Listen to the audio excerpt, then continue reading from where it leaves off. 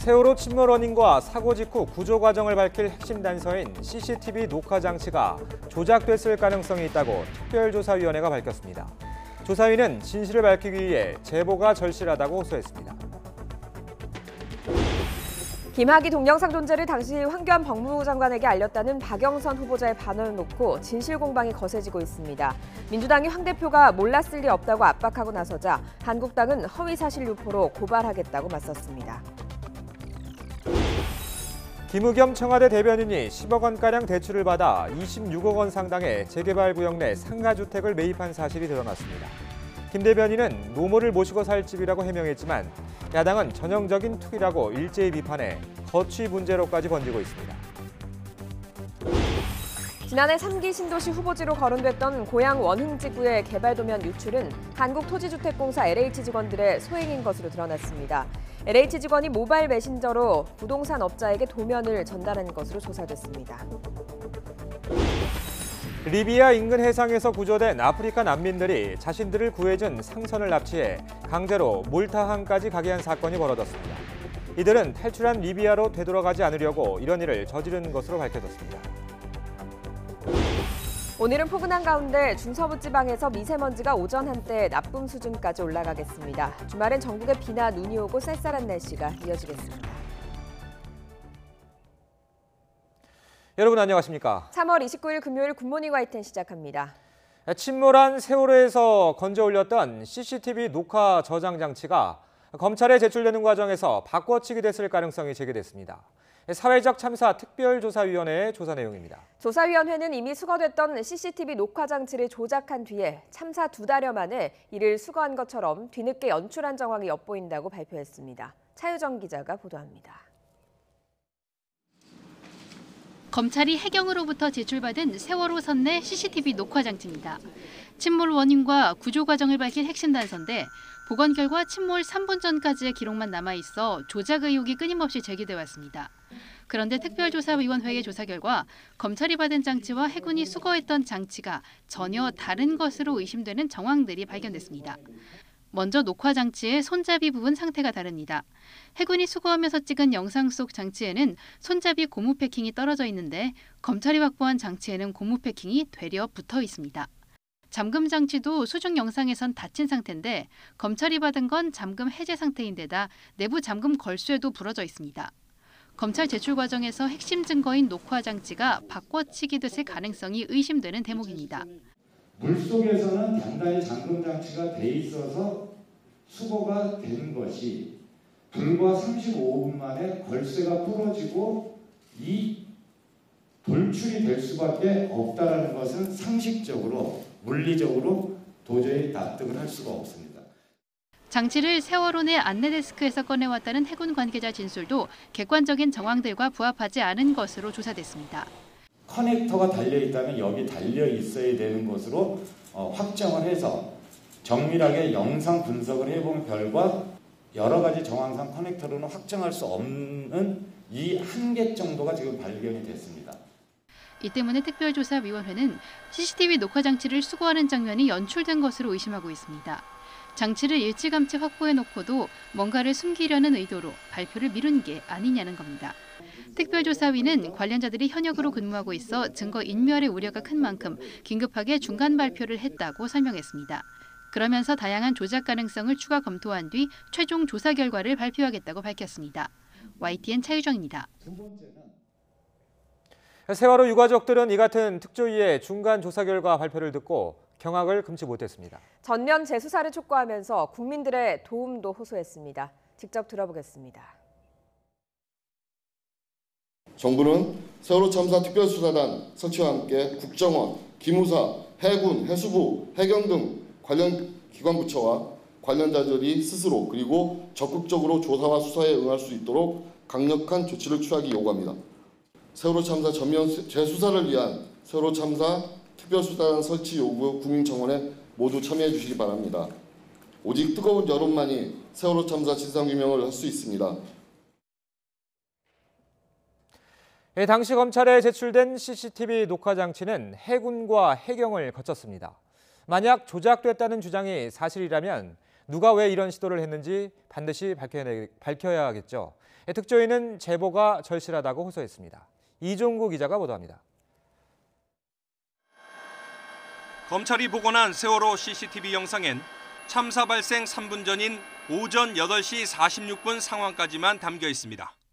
어찌된 이유인지 침몰 당시와 직후 상황은 찍히지 않았습니다. 하지만 일부 생존자는 세월호가 이미 기운 오전 9시 30분까지 3층 안내 데스크에서 CCTV 화면을 봤다고 증언했습니다. CCTV 수거 시점도 의문입니다. 해경은 핵심 증거 자료인 CCTV를 참사 발생 2달이 지나서 수거했다고 밝혔습니다. 하지만 수거 작업을 찍은 수중 영상을 보면 CCTV 장치가 전혀 보이질 않습니다. 중요한 물건을 찾았을 때는 반드시 그 물건을 비춰주고 이 물건이 맞냐 이렇게 해서 브리핑을 하고 위에서 감독관이 오케이를 해야지 그것을 확인하고 가지고 올라옵니다.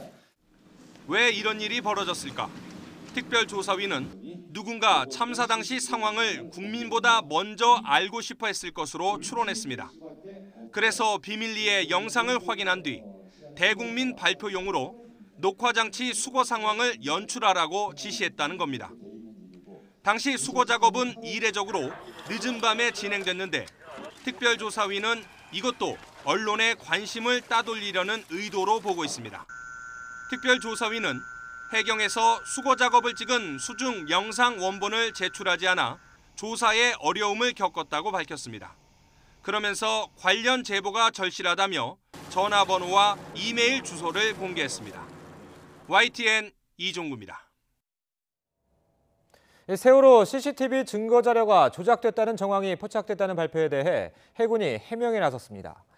해군은 특조위 조사 결과에 대해 직접 입장을 밝히는 게 부적절하다면서도 당시 현장에서 수거된 모든 증거물은 구조 현장에 입회한 관계관들이 확인한 가운데 즉시 해경에 넘겼다고 설명했습니다.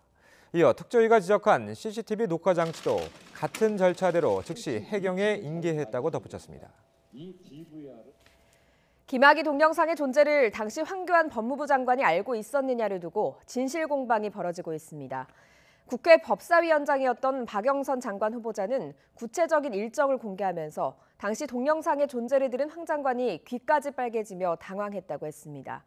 한국당 황교안 대표는 기억나지 않는다며 거듭 부인했습니다. 김영수 기자입니다. 박영선 후보자가 공개한 지난 2013년 3월 13일의 개인 일정표입니다.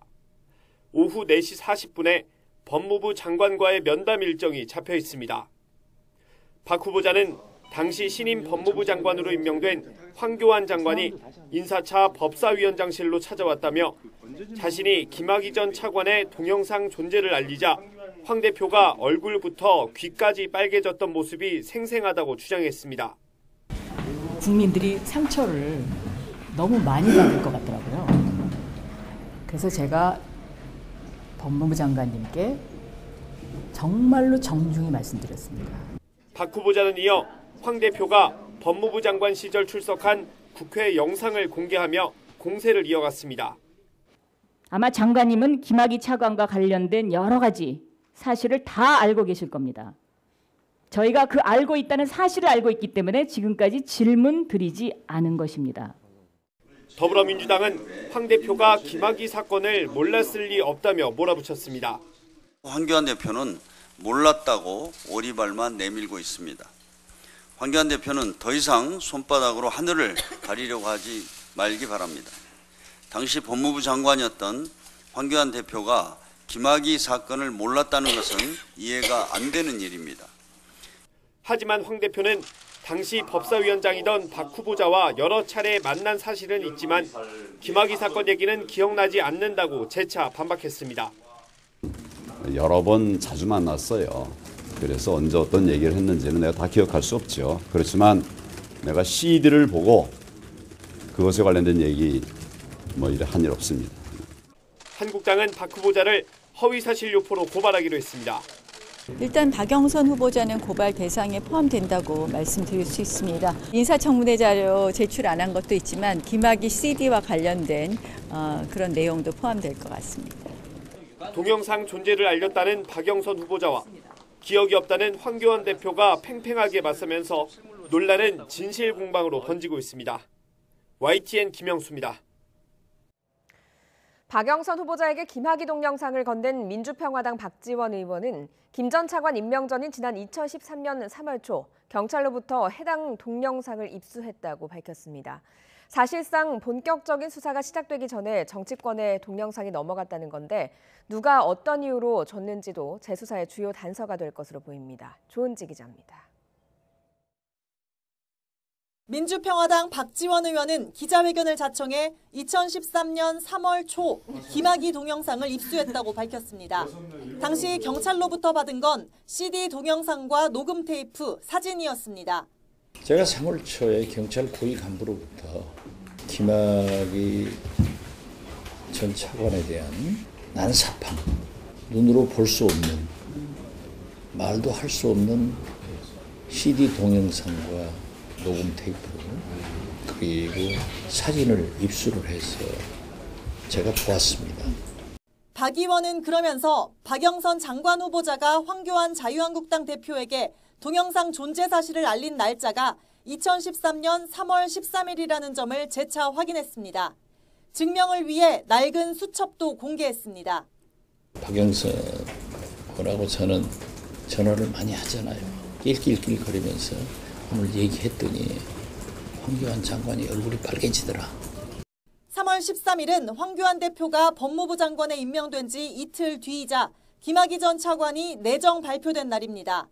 당시 동영상을 확보하지 못했다고 밝힌 경찰은 이후 닷새 뒤 내사에 착수했습니다. 결국 박지원, 박영선 두 의원은 경찰 내사 최소 닷새 전, 길게는 2주 전에 이미 동영상 CD를 본 겁니다. 당시 청와대 민정수석을 지낸 한국당 곽상도 의원은 발끈했습니다. 청와대 검증 때는 내사조차 없다고 잡아떼던 경찰이 김학의 자료를 통째로 야당에 넘겨 정치 공작을 하려 했다고 지적했습니다.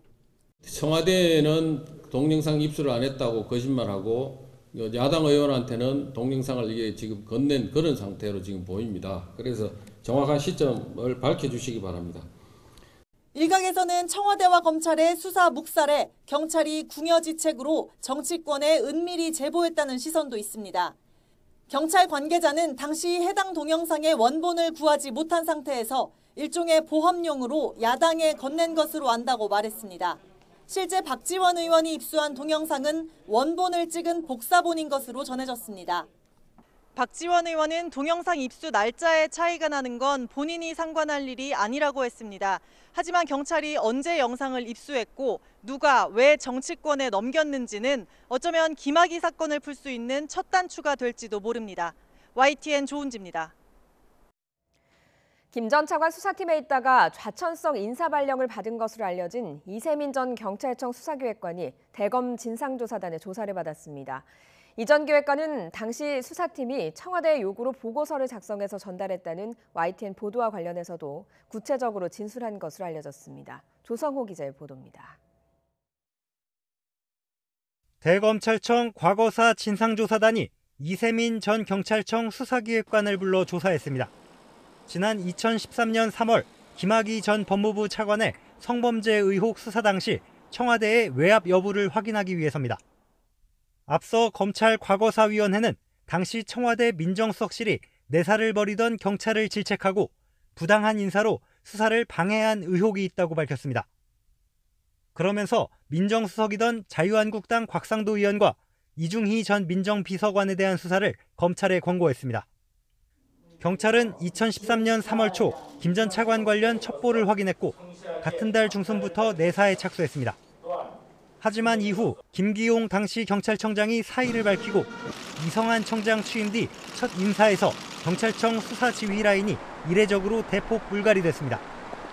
이 전 기획관도 보직을 맡은 지 4개월여 만에 본청 부속기관으로 전보됐고 결국엔 승진하지 못한 채 옷을 벗었습니다. 이 전 기획관은 조사를 마친 뒤 취재진에 보낸 문자 메시지를 통해 자신이 보관하고 있던 업무 수첩을 바탕으로 당시 보고 겪었던 모든 일을 소상히 진술했다고 전했습니다. 경찰 내사 외압은 물론 김 전 차관 임명을 전후해 박근혜 청와대가 비위 정황을 보고받았는지에 대해서도 증언한 걸로 보입니다. 조사단은 김 전 차관 임명 과정에서 청와대의 인사검증이 제대로 이루어졌는지도 추가로 들여다보고 있습니다.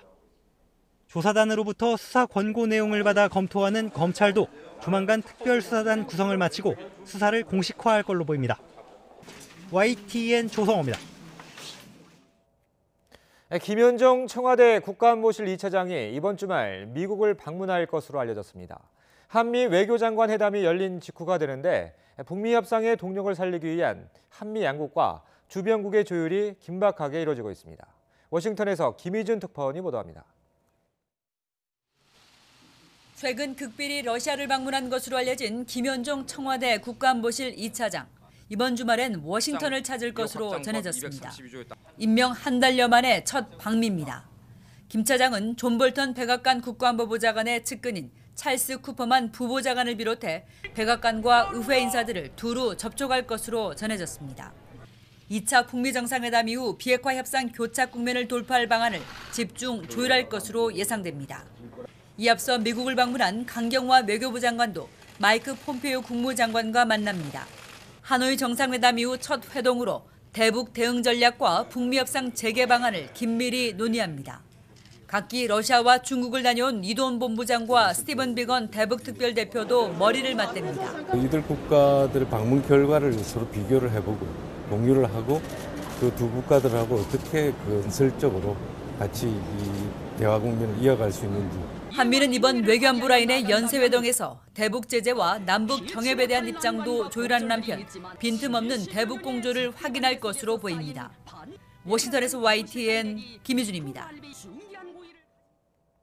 지난달 발생했던 스페인 주재 북한 대사관 침입 사건에 대해 미 연방수사국 FBI가 조사 중이라고 로이터 통신이 보도했습니다.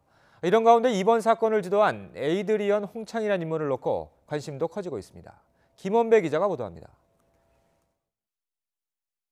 북한 대사관 침입자 가운데 스페인 법원이 신원을 확인한 사람은 멕시코 국적의 에이드리언 홍창과 미국 국적자 샘 뉴 2명입니다. 여기에 AP통신은 우란리라는 이름의 한국 국적자의 신원도 확인됐다고 전했습니다. 또 엘문도 등 스페인 언론들은 침입자 10명 가운데 최소 5명이 한국 사람이라고 보도했습니다. 로이터는 스페인 법조계 소식통을 인용해 스페인 판사는 신원이 확인된 모든 용의자가 미국으로 건너간 것으로 보고 있으며 이들에 대한 범죄인 인도를 요청할 것이라고 전했습니다. 또 소식통을 인용해 미국 연방수사국 FBI가 스페인 수사관들로부터 대사관 침입자로 추정되는 인물들의 명단을 넘겨받았고 스페인 당국의 요청에 따라 이 사안을 들여다보고 있다고 보도했습니다. 이런 가운데 이번 사건을 주도한 에이드리언 홍창은 에이드리언 홍이라는 이름으로 미국에 기반을 두고 오랜 기간 반북 활동을 해온 인물이라고 AFP 통신이 보도했습니다. AFP에 따르면 에이드리언 홍은 2005년 탈북자 지원단체 링크를 공동 설립했으며 2006년 12월에는 중국에서 북한 주민 탈북을 돕다가 체포돼 열흘간 구금되기도 했습니다. 이후 링크를 떠난 에이드리언 홍은 반북단체를 설립하는 등 북한의 인권 실태를 고발하고 정권 교체를 주장하는 활동을 해왔습니다. 에이드리언 홍은 이번 스페인 주재 북한 대사관 침입 사건 당시 스페인에서 매슈 차오라는 이름으로 활동했으며 차량은 오스왈도 트럼프라는 이름으로 예약했습니다. AFP 통신은 그러나 에이드리언 홍이 대사관 침입 사건의 배우로 자처한 자유조선에서 구체적으로 어떤 역할을 맡고 있는지는 불분명하다고 덧붙였습니다. YTN 김원배입니다. 오늘 새벽 서울 영등포에 있는 재활용 수거장에서 불이 나는 등 밤사이 화재가 잇따랐습니다. 울산항에서는 정박 중인 화물선에서 기름이 유출돼 긴급 방제 작업이 진행됐습니다. 유충섭 기자가 보도합니다. 재활용 수거장에서 매캐한 연기가 피어오릅니다. 불이 난 시간은 오늘 새벽 0시 5분쯤. 신고를 받고 관할 소방서 인력 전체가 출동하는 대응 1단계를 발령해 2시간 20여 분 만에 불을 껐습니다. 이 불로 주민 2명이 연기를 마셔 병원에서 치료받았습니다. 소방당국은 불이 번지기 쉬운 샌드위치 패널로 된 건물이어서 진화에 어려움을 겪었습니다. 경찰과 소방당국은 현장 감식을 통해 정확한 화재 원인을 조사할 예정입니다. 앞서 어제 저녁 서울 미아동에 있는 주택에서 불이 나 20여 분 만에 진화됐습니다. 이 불로 주택 3층에 사는 82살 김모 씨 등 2명이 연기를 마셔 병원에서 치료받았습니다. 소방당국은 주택 사이 창고에 쌓여있던 재활용품에서 난 불이 옮겨 붙은 것으로 추정했습니다. 울산항에서는 정박 중이던 선박에서 벙커 CU가 바다로 흘러넘쳤습니다. 사고 선박은 파나마 국적 45,000톤급 화물선입니다. 신고를 받고 해경은 화학방지함과 경비함 등 8척을 현장에 급파했습니다. 이어 오일 펜스를 200m 길이로 설치하고 흡착포를 이용해 긴급 방제 작업을 했습니다. 해경은 관계자들을 상대로 피해 범위와 정확한 사고 경위를 조사하고 있습니다. YTN 유충섭입니다. 네, 모처럼 아침 공기가 깨끗합니다. 어제부터 북풍이 불면서 전국의 미세먼지 농도가 좋음에서 보통 수준을 회복했는데요. 오늘 큰 일교차에만 대비해서 옷차림하고 나오시기 바랍니다. 현재 출근길 서울의 기온은 6도로 어제보다 조금 낮아서 쌀쌀한데요. 한낮에는 13도까지 올라서 예년 수준의 포근한 봄 날씨를 보이겠습니다. 현재 전국의 미세먼지 농도를 살펴보면 좋음에서 보통 단계를 보이고 있습니다. 다만 대기 정체로 충북과 전북 지역은 나쁨 수준까지 오를 수 있겠고요. 그 밖에 경기 남부와 강원 영서, 충남과 제주 지역에서도 오전 한때 공기가 탁해지는 곳이 있겠습니다. 오늘은 전국에 구름 많겠습니다. 아침까지 중부지방에는 산발적으로 빗방울이 떨어지는 곳이 있겠습니다. 낮 기온은 서울 13도, 광주와 대구 18도, 부산 17도로 평년과 비슷하거나 조금 높겠습니다. 주말인 내일은 새벽부터 아침 사이, 또 오후부터 밤 사이 전국에 비나 눈이 내리겠습니다. 천둥, 번개와 함께 강한 바람을 동반할 것으로 보여서 시설물 피해가 없도록 대비 철저히 해주시기 바랍니다. 내일 낮부터는 찬 공기가 남하하면서 다음 주 초까지 쌀쌀한 날씨가 찾아옵니다. 심한 기온 변화에 감기 걸리지 않도록 조심하시기 바랍니다. 지금까지 YTN 야외 스튜디오에서 박현실입니다.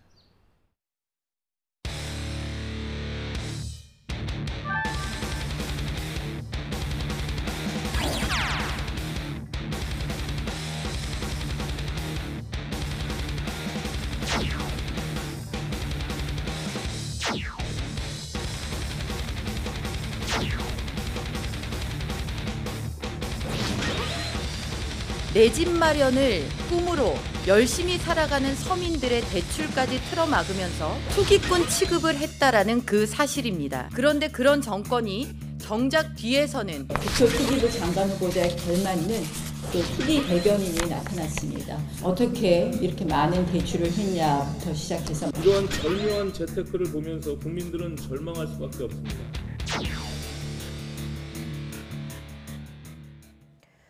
네, 김의겸 청와대 대변인이 부동산 투기 의혹에 휩싸였습니다. 거액의 빚을 내서 재개발 지역에 상가를 매입한 걸 두고 논란이 일고 있는 건데요. 노모를 모시고 살 집을 마련하려는 것이었다고 해명했지만 빚내서 집 사기를 억제하겠다는 현 정부의 방향과 어긋났다는 비판이 수그러들지 않고 있습니다. 임성호 기자입니다. 지난해 재개발이 확정된 서울 흑성 뉴타운 9구역입니다.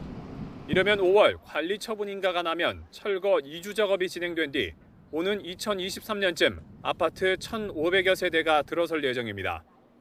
흑석동 일대 재개발 구역 가운데 가장 사업성이 좋은 곳으로 꼽힙니다. 위치가 너무 좋은 자리긴 해요. 왜냐면 흑석동 메인 자리잖아요. 여기가 평지잖아요. 왜냐면 약간 하루아리식으로 되어 있고. 김의겸 청와대 대변인은 이 구역의 2층짜리 상가 주택을 지난해 7월 25억 7천만 원에 사들였습니다. 상가 구입을 위해 부인 명의로 10억 원의 대출까지 받았습니다. 서울 지역 집값이 급등해 정부가 대책 마련을 고심하던 때입니다. 부일산 전까지는 뭐 일산에서도 오고 파주에서도 오고 아줌마도 여기 계속 와서 돈 얼마 더 줄 테니까 사달라는 문의가 엄청 많았어요. 투기 논란이 커지자 김 대변인은 해명에 나섰습니다. 김 대변인은 결혼 후 줄곧 전세를 살았다면서 홀로 있는 팔순 노모를 모시기 위해서라도 넓은 아파트가 필요했다고 설명했습니다. 또 청와대를 나가면 달리 수익이 없는 상황에서 재개발 완료 뒤 아파트와 함께 받게 될 상가 임대료가 도움이 될 것으로 봤다고 말했습니다. 그러면서 자신의 경우는 집이 있는데 또 사거나 시세 차익을 노리고 되파는 투기에 해당하지 않는다고 강조했습니다. 하지만 야4당은 김 대변인이 전형적인 부동산 투기를 했다고 일제히 비판했고 일부에선 김 대변인의 사퇴까지 촉구했습니다. 지금 서민들은 경제가 나빠서 애를 쓰고 있고 정부의 입인 청와대 대변인은 돈을 전부 다 처분해서 이 건물 하나에 몰빵을 했습니다. 김 대변인의 해명에도 불구하고 부동산 문제에 사활을 걸어온 문재인 정부의 청와대 대변인으로는 부적절한 처신이라는 비판이 거세게 일면서 상가 매입 논란은 김 대변인의 거취 문제로까지 번지고 있습니다. YTN 임성호입니다. 국회의원 4명 가운데 1명은 이른바 강남 3구에 주택을 한 채 이상 보유하고 있는 것으로 나타났습니다. 특히 한국당 정종섭 의원은 강남에 주택 넉 채를 보유한 것으로 드러났습니다. 정당별로 보면 강남 3구 주택 보유자 가운데 한국당 의원이 38명으로 가장 많았고 이어 민주당 16명, 바른미래당 10명, 민주평화당 5명, 무소속 2명 순이었습니다. 또 20대 국회의원 가운데 40%인 113명은 주택을 2채 이상 보유한 다주택자인 것으로 조사됐습니다. 이 가운데 민주평화당 이용주 의원은 서울에 모두 6채의 주택을 보유한 것으로 나타났습니다. 3기 신도시 유력 후보지 개발 도면 유출 사건, 지난해 YTN에서 보도해드렸습니다. 어디에서 도면이 흘러나갔나를 살펴봤더니 개발 계획을 세운 한국토지주택공사 LH 직원들의 소행인 것으로 드러났습니다.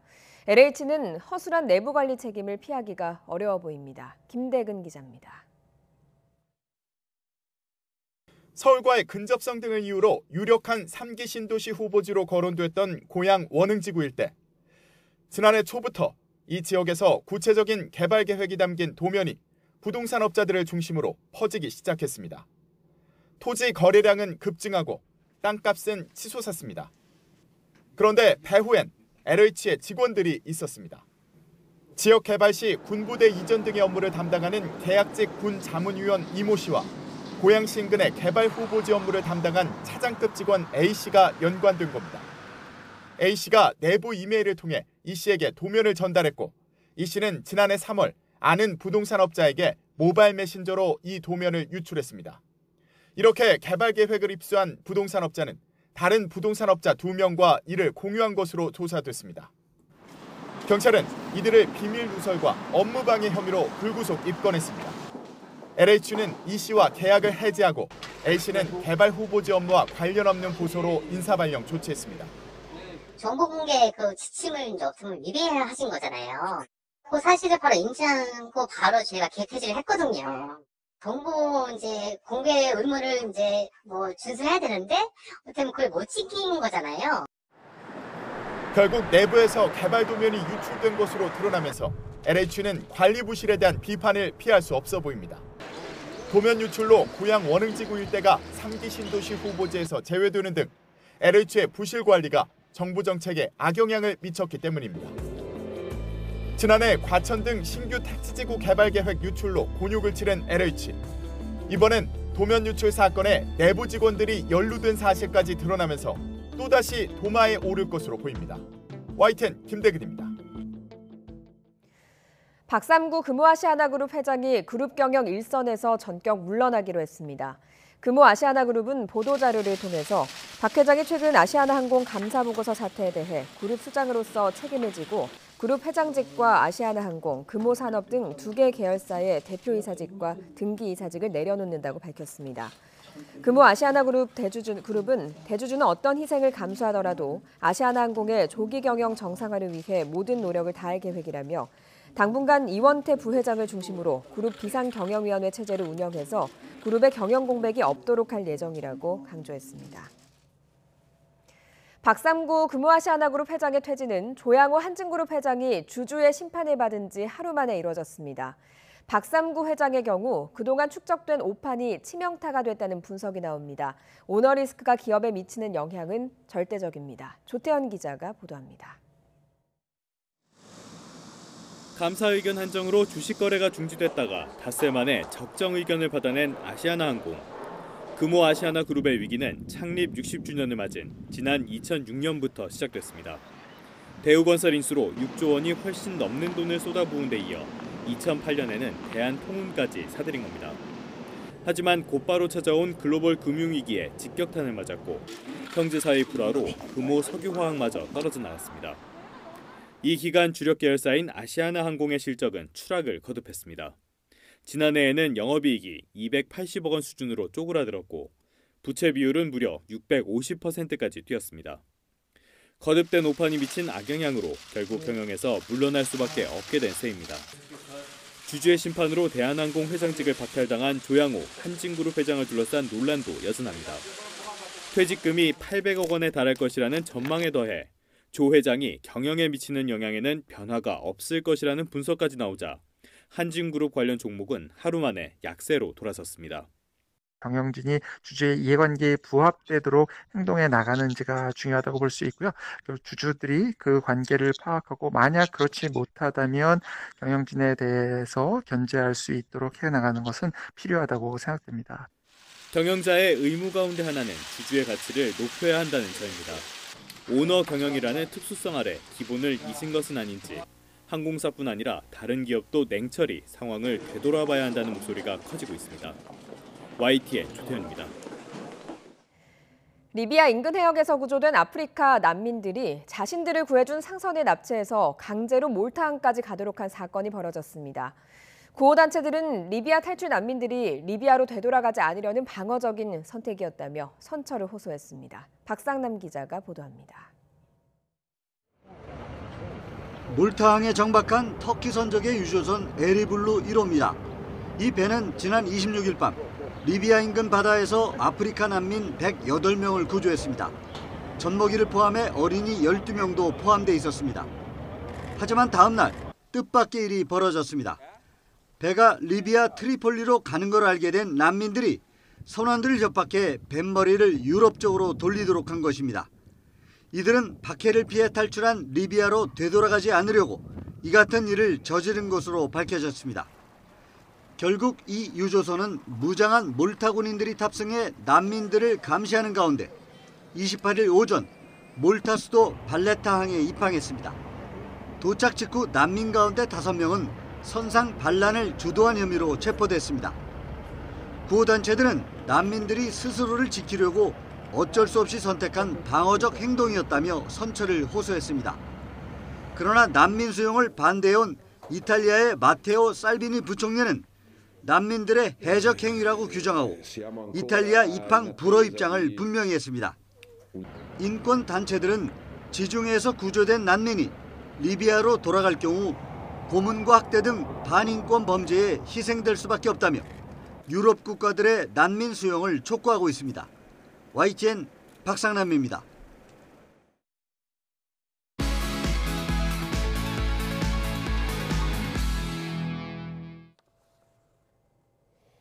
오늘 아침 주요 뉴스입니다. 세월호 침몰 원인과 사고 직후 구조 과정을 밝힐 핵심 단서인 CCTV 녹화 장치가 조작됐을 가능성이 있다고 특별조사위원회가 밝혔습니다. 조사위는 진실을 밝히기 위해 제보가 절실하다고 호소했습니다. 러시아를 방문하고 돌아온 김현종 청와대 국가안보실 2차장이 이번 주말 미국 워싱턴을 찾을 것으로 알려졌습니다. 내일은 한미 외교장관 회담도 열리는 등 북미 협상의 돌파구를 찾기 위한 시도가 이어지고 있습니다. 김우겸 청와대 대변인이 10억 원가량 대출을 받아 26억 원 상당의 재개발구역 상가주택을 매입한 사실이 드러났습니다. 김 대변인은 노모를 모시고 살 집이라고 해명했지만 야당은 전형적인 투기라고 일제히 비판해 거취 문제로까지 번지고 있습니다. 오늘은 포근한 가운데 중서부지방에서 미세먼지가 오전 한때 나쁨 수준까지 올라가겠습니다. 주말엔 전국에 비나 눈이 오고 쌀쌀한 날씨가 이어지겠습니다. 오늘 아침 주요 뉴스였습니다. 문재인 정부 2기 내각을 이끌 장관 후보자 7명에 대한 인사청문회가 모두 마무리됐지만 인사청문 보고서 채택은 잇따라 불발되고 있습니다. 야당은 청와대 검증 실패 책임을 지적하면서 지명 철회를 요구하고 있고 여당은 국정 발목 잡기는 안 된다고 맞서고 있습니다. 우철희 기자입니다. 그러니까 후보자가 유방암 수술을 받은 1심이 수술병원. 이게 뭐 하는 일입니까? 동정심을 유발하는 피해자 코스프레로 해가지고 이렇게 돌려버려요, 말을. 전립선 안 수술하셨습니까? 이렇게 말씀드리면 어떻게 느끼시겠습니까? 그거하고 다르... 자료 제출과 답변 태도 등을 놓고 고성 끝에 박영선 중소벤처기업부 장관 후보자에 대한 인사청문회는 결국 파행됐습니다. 천연 다이아몬드 같이 소중한 분이다. 또 현직 대통령이든 박근혜 전 대통령을 향해서는 거의 정신병자 취급을 했어요. SNS상의 부적절한 표현에 대해서는 깊이 반성했고. 김현철 통일부 장관 후보자 청문회는 천안함 폭침과 고 박왕자 씨 피격 사건 등 대북관과 과거 발언을 놓고 공방이 치열했습니다. 이렇게 청문회는 끝났지만 야당은 청문회를 마친 후보자 7명 모두 부적격하다고 강하게 주장하면서 인사청문 보고서 채택이 불발됐습니다. 특히 야당은 박영선, 김현철 후보자에 대해 문재인 대통령의 지명 철회나 자진 사퇴를 촉구할 정도로 절대 안 된다고 강조하면서 각종 흠결이 드러난 인사들을 고위 공직자로 추천한 청와대의 책임이 크다고 목소리를 높였습니다. 국민들에게는 모두 부적격이고 정권에만 적격인 장관 후보자였다고. 청와대 인사 검증이 정말로 문제입니다. 그런 허물을 뻔히 알면서 후보자로 내놓았습니다. 이에 여당은 청문회를 정쟁과 국정 발목 잡기로 악용하려는 생각을 버리라면서 즉각 보고서 채택에 응하라고 되받았습니다. 정책 검증은 없고 흥신소 청문회, 관원증 청문회만 있었습니다. 문재인 정부 들어 청문 보고서 채택 없이 장관급으로 임명된 경우는 모두 8명. 야당의 강력 반발로 일부 후보자에 대한 청문 보고서 채택이 끝내 무산될 가능성이 큰 상황에서 이번에도 보고서 채택 없이 임명이 이뤄질 경우 전국 경색이 불가피할 것으로 보입니다. YTN 우철입니다. 바른미래당이 손학규 대표에게 막말을 퍼부은 이현주 의원에 대한 징계 절차에 본격 착수했습니다. 바른미래당 윤리위원회는 오늘 첫 회의를 소집해서 이현주 의원에 대한 징계 심사에 들어가기로 했습니다. 송태호 바른미래당 윤리위원장은 YTN과의 통화에서 사안이 심각하고 이미 드러난 사실만으로도 충분히 징계 여부를 심사할 수 있다고 밝혀서 예비심사 생략 등 징계 절차를 신속하게 진행하겠다는 뜻을 밝혔습니다. 이현주 의원은 당내 논란이 되고 있는 자신의 손학규 대표 비하 발언과 관련해서 사과할 생각이 없다면서 손 대표는 자기 스스로에 대해 정치적 징계부터 해야 할 것이라고 비판했습니다. 이 의원은 국회에서 기자들과 만나 경남 창원 성산에서 이길 수 없는 선거를 하면서 표를 달라고 할 수 있느냐며 그런 이야기를 하는 자신이야말로 징계를 받아 마땅하다고 본다며 이같이 말했습니다.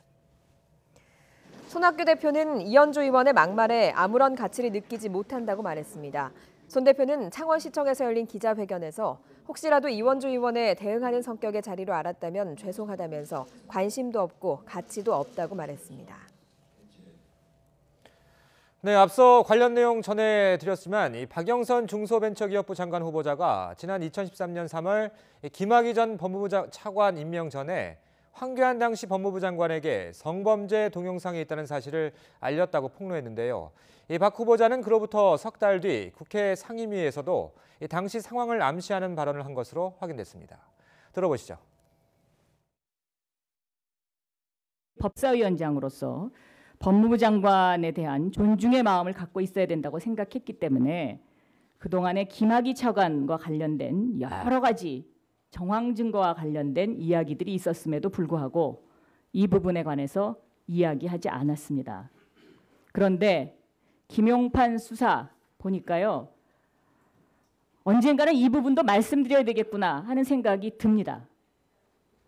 아마 장관님은 김학의 차관과 관련된 여러 가지 사실을 다 알고 계실 겁니다. 저희가 그 알고 있다는 사실을 알고 있기 때문에 지금까지 질문 드리지 않은 것입니다. 경남 지역 두 곳에서 치러지는 4.3 보궐선거 사전투표가 오늘부터 이틀 동안 실시됩니다. 선거 당일인 다음 달 3일 투표할 수 없는 유권자는 별도 신고 절차 없이 사전투표소 어디에서나 투표할 수 있고 투표 시간은 아침 6시부터 오후 6시까지입니다. 사전투표소는 모두 43곳으로 선거 실시 지역에 읍면동마다 한 곳씩 설치됩니다.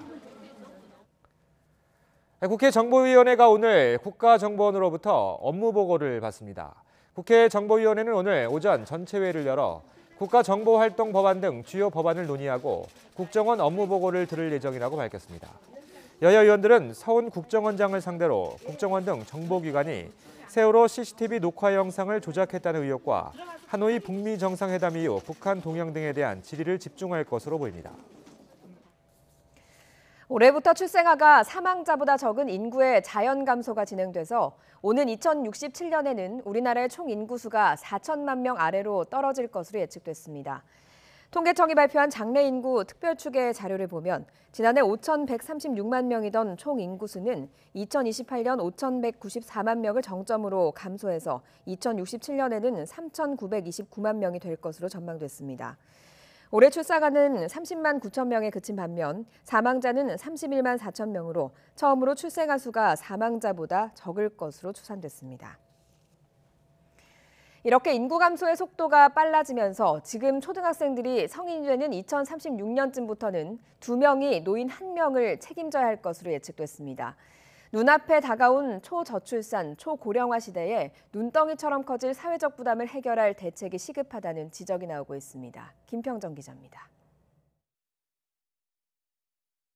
인구 구조를 부양이라는 면에서 보면 15살에서 64살 사이 생산 연령 인구가 14살까지의 유소년 인구와 65살 이상의 고령 인구를 책임지는 구조로 이해할 수 있습니다. 올해 같은 경우는 노인 1명을 부양하는데 생산 연령 인구 5명이 비용을 부담하는 걸로 집계됐는데 지금 초등학생이 직업을 가질 즈음인 17년 뒤에는 노인 1명을 2명이 책임져야 하는 것으로 나타났습니다. 특히 인구 규모가 큰 베이비붐 세대의 은퇴 때문에 당장 내년부터인 2020년대에는 해마다 33만 명씩 생산 연령 인구가 줄어들고 2030년대에는 이보다 더 많은 연평균 52만 명씩 감소합니다. 나이별 구성 비율로 보면 더 쉽게 알 수 있는데 이미 고령화 사회로 접어들었다는 올해도 65살 이상이 15%가 채 안 되고 생산 연령 인구는 70% 이상 차지하는 데 반해 2035년에는 고령 인구가 30%로 비중이 2배가 되고 2065년에는 생산 연령 인구를 역전하게 됩니다. 문제는 이런 예상 역시 다소 보수적으로 봤을 때의 결과이고 인구에 영향을 미치는 출생과 사망, 국제이동 이 세 가지 요소가 앞으로 어떻게 변하느냐에 따라 인구가 감소하는 시점은 지금 예상보다도 더 앞당겨질 수 있습니다. 이에 따라 정부도 출산율을 높이는 데만 초점을 맞추던 과거의 방식을 바꿔 저출산과 고령화가 미칠 영향을 면밀히 분석하기로 했습니다. 인구 구조 변화가 사회, 경제 각 분야에 미칠 영향을 점검하고 상반기 내에 종합적인 대응 방향을 마련해 나가도록 하겠습니다. 정부는 다음 달에 관계부처가 모두 참여하는 범정부 대책본부를 꾸려 오는 6월까지 주요 정책 과제를 발굴할 계획입니다. YTN 김평정입니다. 국악계의 이단아로 불리는 소리꾼 이희문 씨가 재즈 레게 음악과 함께 이색적인 민요 콘서트를 열어서 화제입니다. 중국 고전 삼국지를 판소리와 현대적 군무로 재현한 퓨전 판소리 무대도 젊은 관객들의 호응을 얻고 있습니다. 이교준 기자입니다.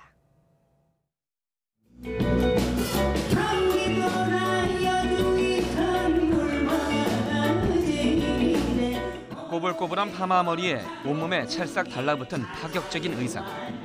고방신으로 널리 알려진 소리꾼 이희문이 목총을 둬도 사설 방아타령을 신명나게 뽑아냅니다.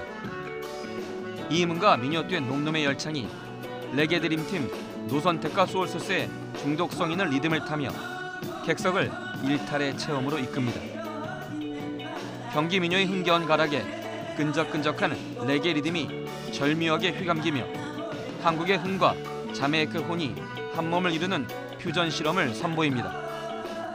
공연 전부터 입소문이나 국악 공연으로선 드물게 매진 행렬을 이어갔습니다. 레게 리듬, 재즈가 가지고 있는 그런 리듬들하고 만났을 때 내가 기존에 불러왔던 민요를 어떻게 노래를 해야 되는가라는 어떤 그런 자꾸 이제 숙제를 주는 거죠. 그러니까 그런 거를 풀었을 때 느끼는 어떤 희열들이 있어요.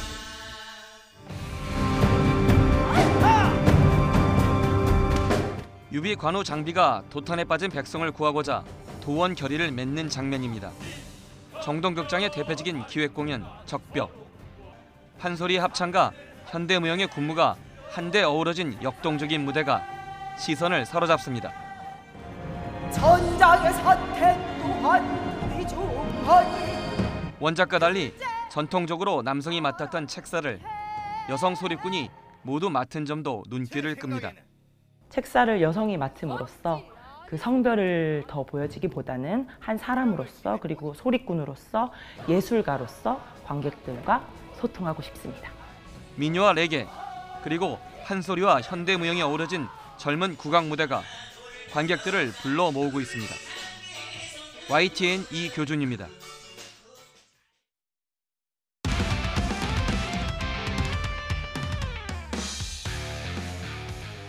스포츠 뉴스입니다.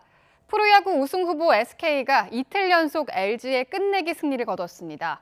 9회 말 투아웃에서 이재원이 투런 홈런으로 승부를 갈랐습니다. 서봉국 기자입니다. SK는 종료 직전까지 LG와 팽팽한 투수전을 벌였습니다. 선발 문승원이 1회 이형종에게 선두타자 초구 홈런을 맞았지만 8회까지 추가 실점이 없었고 LG도 차우찬이 5이닝을 한 점으로 막은 뒤 불펜진이 잘 버텼습니다. 희비가 갈린 때는 9회 말 SK는 선두타자 한동민이 중전 안타로 출루하며 기회를 잡았고 투아웃 이후 이재원이 LG 고우석의 공을 받아쳐 왼쪽 담장을 넘겼습니다. 전날 연장 11회 최정의 안타로 승부를 가른 데 이어 이틀 연속 짜릿한 승리를 거뒀습니다. NC는 박진우가 잘 던지고 이원재가 잘 쳐 KT를 6대2로 꺾고 3연승을 달렸습니다. 박진우는 6이닝 2실점으로 선방했고 이원재는 4회와 8회 각각 투런포와 솔로포를 터뜨려 가장 빛났습니다. 선수들이 너무나 잘 해주고 있고요. 그리고 욕심내지 않고 저희 길을 차근차근 가다 보니까 좋은 결과가 나오는 것 같습니다. 키움은 9회 외국인 타자 샌즈가 역전 2루타를 쳐 두산을 꺾고 3연패에서 벗어났습니다. 기아는 19살 신인 투수 김기훈이 하나전에서 5이닝 2실점의 인상적인 데뷔전을 치른 가운데 동점이던 8회 외국인 타자 해질 베이커가 투런 홈런을 날려 6대4로 이겼습니다. 부상병동 하나는 유격수 하주석이 7회 수비를 하다 무릎을 다쳐 병원으로 이송돼 악재가 겹쳤습니다. 삼성은 롯데를 이틀 연속 제압했습니다. YTN 서봉국입니다. 프로농구 6강 플레이오프에서 KT가 3점 슛 18개를 꽂아 넣으며 2패 뒤 반격에 성공했습니다. KT는 부산 홈 3차전에서 랜드리와 허운 등 6명이 10점 이상을 기록하며 장거리포가 폭발해 20점 차 대승을 거뒀습니다. 남북 선수단이 2020년 도쿄올림픽에서 공동으로 입장하고 단일팀으로 참가할 수 있게 됐습니다. 국제올림픽위원회 IOC는 스위스 로잔에서 집행위원회를 열고 도쿄올림픽 남북 공동입장과 단일팀 출전을 승인했습니다. 이에 따라 내년 도쿄올림픽에서 남북은 역대 국제종합대회 12번째로 함께 입장하게 됐습니다. 또 여자농구와 여자하키, 유도, 조정 등 4개 종목에서 단일팀을 구성할 예정입니다.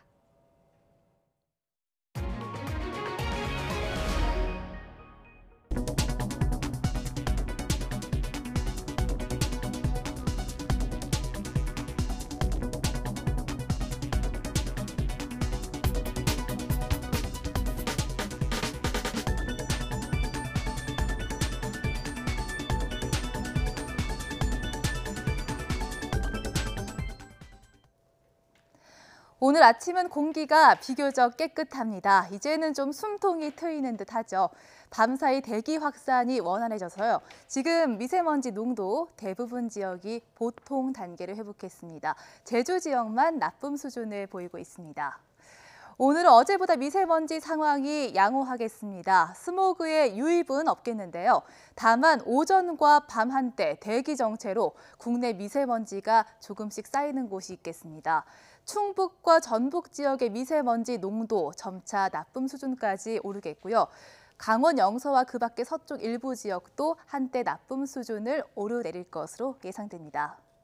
오늘 하늘엔 구름이 많이 끼겠고요. 아침까지 중부 지역 산발적인 빗방울이 조금씩 떨어지는 곳이 있겠습니다.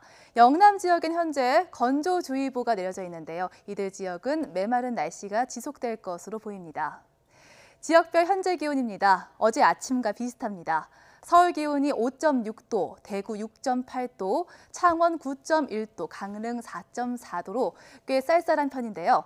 낮 기온은 어제보다 조금 낮겠지만 비교적 온화하겠습니다. 서울의 한낮 기온이 13도까지 오르겠고요. 춘천과 청주가 15도, 대전과 세종 16도, 대구와 광주, 여수가 18도, 제주는 17도까지 높아지겠습니다. 주말인 내일은 새벽부터 전국에 비나 눈이 오겠습니다. 또 눈비와 함께 찬 공기도 함께 남하하면서 날씨가 부쩍 쌀쌀해질 것으로 보이는데요. 특히 모레 아침 서울 기온은 1도까지 내려가면서 다소 추워지겠습니다. 날씨 정보였습니다. 굿모닝 YTN 2부 잠시 뒤에 이어집니다.